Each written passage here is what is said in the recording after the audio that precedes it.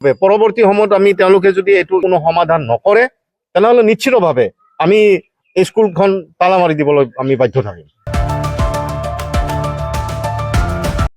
বৰপেটাৰ মেৰিয়ানা স্কুলৰ নিকেশ প্ৰকান্ত অসম তথা অসমীয়া ভাষাক চৰম অপমান কৰাৰ লগতে অসমীয়াৰ আৱেগক আঘাত স্কুল কৰ্তৃপক্ষৰ।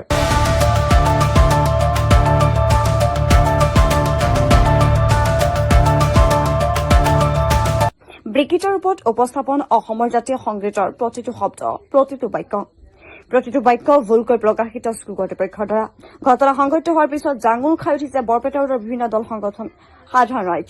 আজি ঘটনাৰ বুজ ল'বলৈ মেৰিয়ানা স্কুলত বৰপেটা ৰোডৰ আঞ্চলিক ছাত্ৰ সন্থা লগতে অসম উন্নতি সভা, অসম সেনা আৰু সদৌ অসম জাতীয়তাবাদী যুৱ ছাত্ৰ পৰিষদৰ বিষয়ববীয়াসকল উপস্থিত হৈ অধ্যক্ষৰ সৈতে বাৰ্তালাপ কৰে। অৱশ্যে এই ক্ষেত্ৰত স্কুল কৰ্তৃপক্ষই তেখেতসকলৰ আগবঢ়োৱা দায়িত্বহীন মন্তব্য আগবঢ়ায়। ঘটনা সন্দৰ্ভত জাতীয় সংগঠনৰ কৰ্মকৰ্তা সংবাদ মাধ্যমৰ আগত কয় যে যদি অতি শীঘ্ৰ স্কুল কৰ্তৃপক্ষই এনেকুৱা জঘন্য কাণ্ডৰ বাবে ৰাজহুৱাভাৱে ক্ষমা প্ৰাৰ্থনা নকৰে তেন্তে অনাগত দিনত ইয়াৰ বিৰুদ্ধে কঠোৰ পদক্ষেপ গ্ৰহণ কৰা হ'ব।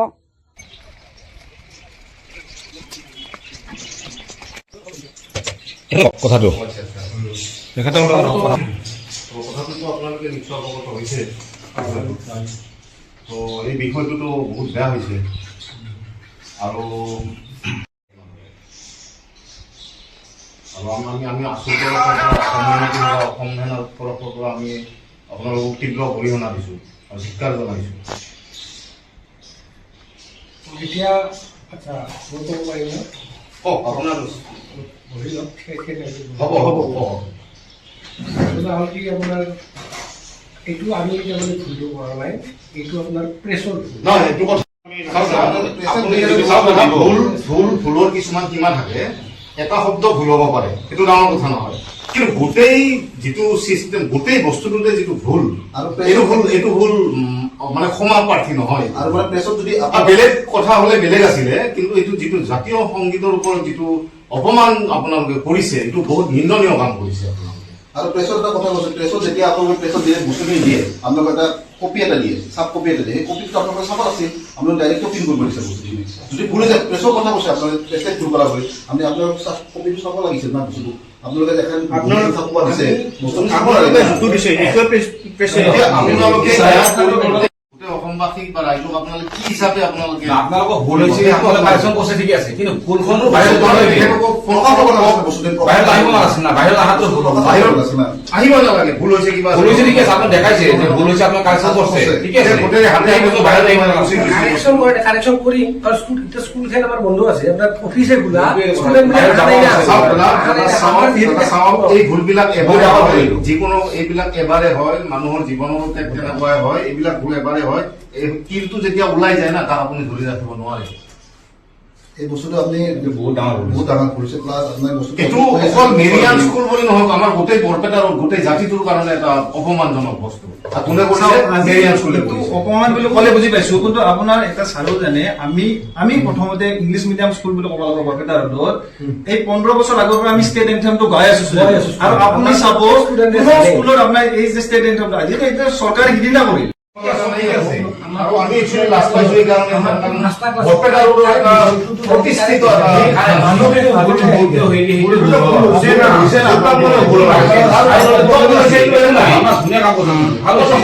গোটেই কি বা সেইটো বুজিয়ে নাপাওঁ, কি বা মন দেশ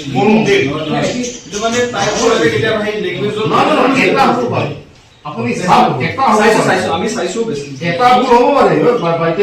এই বস্তুবিলাক নামানে, আমি আহি কিনে বন্ধ কৰিব লাগে। নিজে এজন অসমীয়া হৈ পেলাই এই বস্তুবিলাক অলপ চাব লাগে না। এতিয়া আপোনালোকে এই বস্তুটো গোটেই অসমবাসীক আপোনালোকে প্ৰেছ মিট দিয়ে, কিবা দিয়ে, আপোনালোকে কৰক। আৰু যদি আপোনালোকৰ কিবা এটা ভুল হৈছে, আমাৰ কাম আমি কৰিম। আগতে আপোনালোকে প্ৰেছত এটা ভালকে এটা মিট এটা কৰি পেলাই আপোনালোকে ভালকে এটা কথাটো ওলাব লাগিছিল। এইটো কথা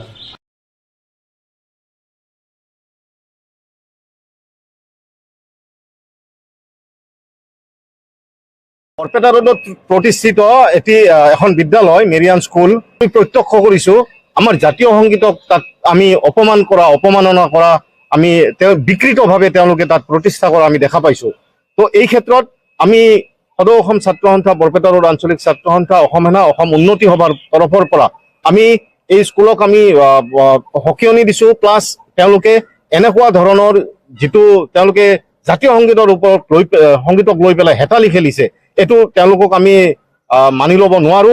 আৰু সেই হিচাপে আমি সদৌ অসম ছাত্ৰ সন্থা, অসম সেনা, অসম উন্নতি সভাৰ আজি সজাতি দল এতিয়া আহি আমি মেৰিয়ান স্কুলৰ কৰ্তৃপক্ষক আমি লগ ধৰো আৰু তেওঁলোকক লগ ধৰি আমি এই বিষয়ে তেওঁলোকক অৱগত কৰো। ভুল তেওঁলোকে আকৌ ইয়াৰ আগতেও এবাৰ কৰিছিলে, এটা সৰু ভুল কৰিছিলে। তো এনেকুৱা যিটো ভুল তেওঁলোকে ক্ষমাৰ প্ৰাৰ্থী নহয়, আৰু যাৰ বাবে আমি এই সজাতি দলটি আমি ইয়াত উপস্থিত হৈছো আৰু তেওঁলোকক আমি তীব্ৰ গৰিহণাৰে নিন্দা কৰিছো, লগতে লেই চেই কৰিছো। আমাৰ জাতীয় জনজীৱনৰ অসমীয়াৰ যিটো জাতীয় সংগীত, এই জাতীয় সংগীতটো তেওঁলোকে ছপাইছে আৰু তেওঁলোকে ছপোৱাতে তেওঁলোকে এই জাতীয় সংগীতটোক তাৰমানে বিকৃত ৰূপত তেওঁলোকে তাত প্ৰতিষ্ঠা কৰিছে। যিহেতুকে তেওঁলোকে তাত বিকৃত ৰূপত তেওঁলোকে প্ৰতিষ্ঠা কৰিছে, সেই ক্ষেত্ৰত আমাৰ সেই বস্তুটো দৃষ্টিগোচৰ হৈছে, আৰু দৃষ্টিগোচৰ হোৱাৰ লগে লগে আমি এটি সজাতি দল, অসম সেনা, বৰপেটা ৰোড আঞ্চলিক ছাত্ৰ সন্থা, অসম সেনা আৰু উন্নতি সভাৰ তৰফৰ পৰা আমি স্কুললৈ আহোঁ আৰু আমি তেওঁলোকক লগ ধৰি তেওঁলোকক আমি তীব্ৰ গৰিহণা দিওঁ। এনেকুৱা ধৰণৰ এটা ভাষাৰ লগত, এটা জাতিৰ লগত এনেকুৱা হেতালি যাতে নেখেলে ভৱিষ্যতে, তেওঁলোকক আমি সকীয়াই দিওঁ। নাই, আজিকালি চাওক, আজিকালি ইচ্ছা মানে প্ৰেছত কৰা হয় বস্তুটো, কৰা হওঁতে প্ৰেছে নিশ্চয় এটা প্ৰুফ তেওঁলোকক দিয়ে, চাবলৈ যে এইটো চাই দিয়ক যে প্ৰুফ হৈছে নে নাই। তো নিশ্চয় এইটো কাম তেখেতসকলে কৰিছে। তাৰ পিছতো বস্তুটো তেওঁলোক বিকৃত হৈ পেলাই ওলাই অহাৰ পিছত সেই বস্তুটো এতিয়া মানে ইতিমধ্যে বিতৰণ হৈ গৈছে। তেওঁলোকৰ এইটো ইচ্ছাকৃত ভুল কৰা বুলি ক'ব পাৰি। কাৰণ এই কাৰণে ক'ব পাৰি, কাৰণ ইমান এটা উচ্চস্তৰীয় স্কুলে এনেকুৱা এটা ভুল কৰিব বুলি হয়তো আমাৰ কোনো মনে ধৰা নাছিলে। তেখেতে নিশ্চিতভাৱে তেখেতৰ ভুলৰ কাৰণেতো এইখিনি হ'ব পাৰিছে। আজি তেখেত বাহিৰত থাকি ইয়াতে স্কুল খুলি পেলাই ইয়াতে তেওঁলোকে শিক্ষা প্ৰদান কৰিছে, এইটো বহুত ভাল কথা হয়। আমি তাক শ্ৰদ্ধা কৰো, সন্মান কৰো। কিন্তু আমি যিহেতুকে নিজৰ ভাষাটোৰ লগতে আমি বিভিন্ন ভাষী লোকক বা বিভিন্ন ভাষাক আমি সন্মান কৰো, শ্ৰদ্ধা কৰো, ভক্তি কৰো। সেই হিচাপে আমি এইটোৱে বিচাৰো যে অসমী আমাৰ যিটো ভাষা, ইয়াক যিটো বিকৃতকৰণ তেওঁলোকে কৰিলে, তো এইটো তেওঁলোকে একচুৱেলি ক্ষমা প্ৰাৰ্থী, আৰু তেওঁলোকে অসমৰ ৰাইজক ক্ষমা খুজিব লাগিব। নিশ্চিতভাৱে পৰৱৰ্তী সময়ত তেওঁলোকে যদি এইটো কোনো সমাধান নকৰে, তেনেহ'লে নিশ্চিতভাৱে আমি এই স্কুলখন তালা মাৰি দিবলৈ আমি বাধ্য থাকিম। অসমীয়া জাতীয় সংগীতক যিটোভাৱে অপমান কৰিছে, বৰপেটা ৰোডত থকা মেৰিয়ান স্কুলে যিটো ভুল কৰিছে, সেইটো কোনোবিধে ক্ষমাৰ যোগ্য নহয়।